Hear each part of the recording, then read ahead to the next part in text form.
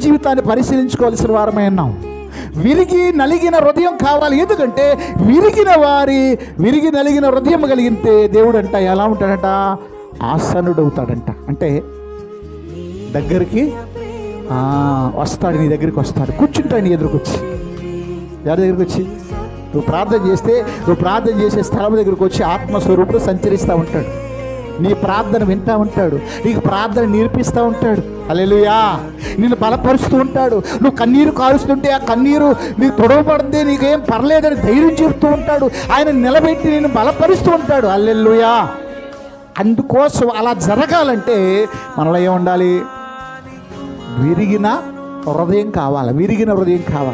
దావీదు జీవితంలో కూడా ప్రేమైన దేవుని బిడ్డలారా ఎంత విర్రగొట్టుకున్నాడంటే తన పరుపు తేలాడిందంట కన్నీటిలో.